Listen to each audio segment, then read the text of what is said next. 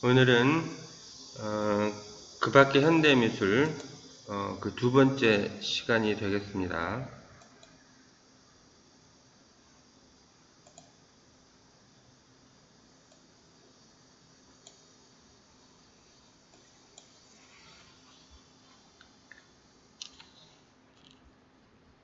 대지미술은 땅, 바위, 흙 등의 자연을 그대로 매체로 사용하여 거대한 규모의 작품을 제작하는 미술을 말합니다. 1960년대 후반에서 1970년대 초반의 시기에 국제적으로 부상한 미술 양식의 개념 미술인데요.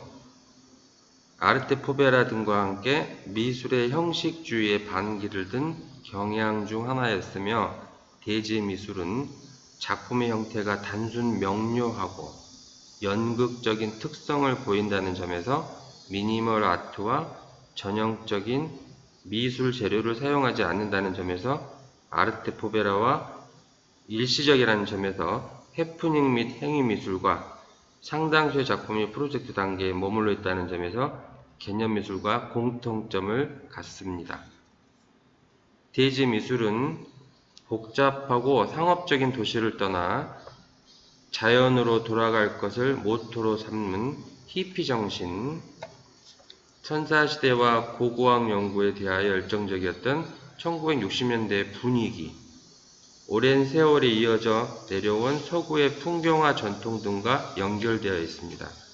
미술사학자 로젠블럼은 대지미술이 낭만주의 전통에 속해 있다고 보았는데, 그는 대지미술가들이 미술관과 갤러리라는 특징을 벗어나 인간의 증거를 남기기 위하여 대지의 끝까지 갔으며, 이를 통해 우리는 스톤헨지와 피라미드를 만들었던 인간의 욕망이 여전히 존재함을 알 수 있다고 설명합니다.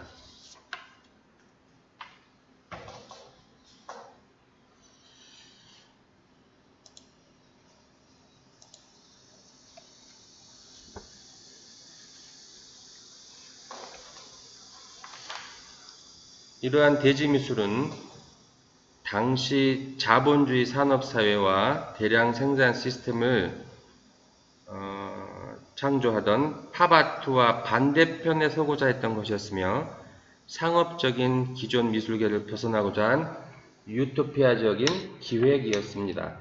이렇게 제도권 미술의 엘리트주의와 상업주의에서 떠나고자 했음에도 사실상 대지미술 작품에는 막대한 자금이 투입되어야 했고, 주로 외딴 지역에서 제작되었기 때문에 일반인들의 접근이 어려워 오히려 매우 엘리트주의적인 미술로 존재하게 되었습니다.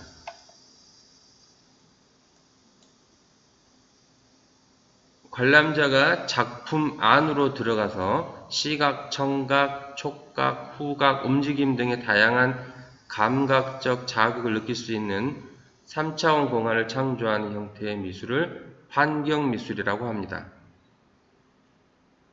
환경의 의미가 광범위하기 때문에 환경미술이라는 용어도 종종 혼동되기도 하는데요. 예를 들어 환경미술은 대지미술과 동의어로 사용되기도 하지만, 대지미술은 주로 자연환경을 조작하는 작업을 지칭하기 때문에 관람자를 둘러싸고 몰입하게 하는 환경을 만드는 미술과는 다릅니다. 그리고 환경이라는 말에 가끔 정치적 뉘앙스가 포함되어 있기도 하지만, 환경미술에는 정치적 의미가 없습니다. 하나의 미술운동으로 형성된 것은 1950년대 말이었으며, 해프닝과 밀접하게 연관되었던 1960년대에 가장 번성했습니다. 환경은 관람객을 둘러싼 방 또는 야외 공간 전체를 채우는 예술의 한 형태를 가리키며, 조명, 소리, 색깔 등 모든 어떤 재료도 사용할 수 있습니다.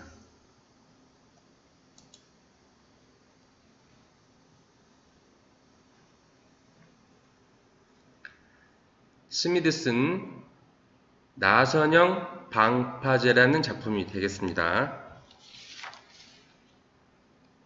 스미드슨은 미국의 대지 미술가입니다.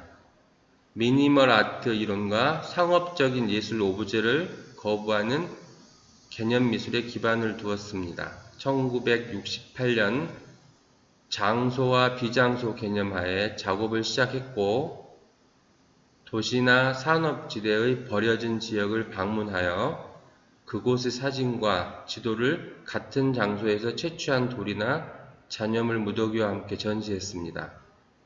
이는 예술 작품을 장소에 위치시키는 것이 아니라 특정 장소를 예술의 영역으로 만드는 작업이었습니다. 이후 그는 거대한 규모의 대지 작업을 시도하였습니다.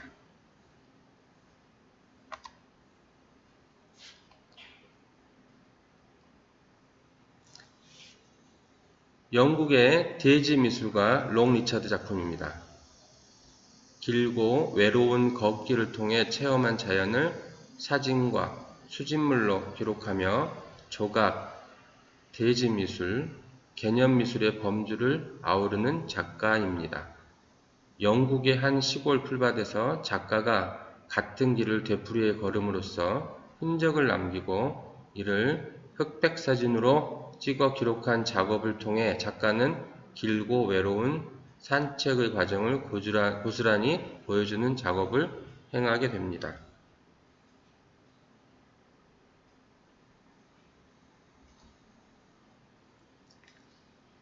대지 미술가이자 환경운동가인 골즈워드의 나무선 작품입니다.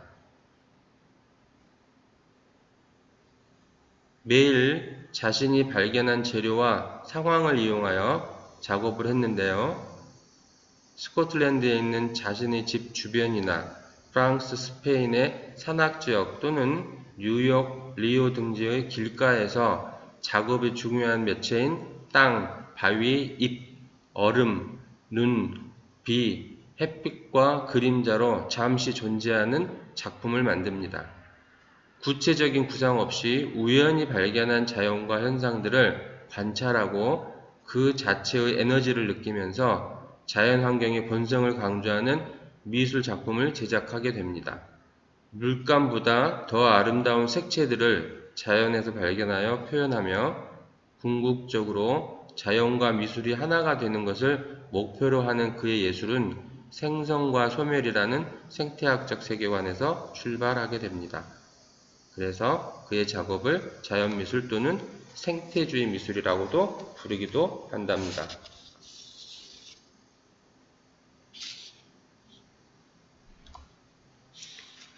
야마모토 모토이의 과정미술의 작품인데요. 이 과정미술의 개념이 새로워서 이제 소개하려고 작품을 옮겨왔습니다. 이 작품 제목은 미로라고 하는데요. 이 작가는 히로시마 출생으로 1988년까지 조선소 노동자로 일하다가 뒤늦게 미술가가 됩니다. 그에게 소금은 삶의 기억을 펼쳐주는 존재이자 한때 생명체 일부로서 그 삶을 지탱해 주던 것이라는 의미를 지닌 감성적 매체라고 합니다. 이 작가는 소금의 미묘한 투명성과 상징성을 활용해 작품을 완성하며 수분이 빠져나가도 원래의 알갱이 크기를 유지하므로 정제된 바다소금을 사용하는데요. 전시 공간을 찾아 구상을 마치면 어두운 바닥에 소금을 물감처럼 쏟아붓고 그 스스로가 미로라고 부르는 패턴을 만들어 나갑니다. 복잡한 무늬는 손으로 스케치한 후에 컴퓨터로 스캔을 뜨고 전시장 바닥에 다이어그램 위에 그 이미지를 그대로 덧입혀 작업을 하기도 하는데요. 작가는 미로의 끝에서 언젠가 보고 싶었던 사람을 만날 수도 있으리라는 희망을 가진다고 토로하는데 먼저 세상을 떠난 누이에 대한 그리움이 작품 활동의 계기가 되었다는 이야기도 있습니다. 전시 후에는 관람객들과 함께 작품의 매체였던 소금을 모아 바다로 돌려보낸다고 합니다. 자, 오늘은 여기까지 마치겠습니다. 수고하셨습니다.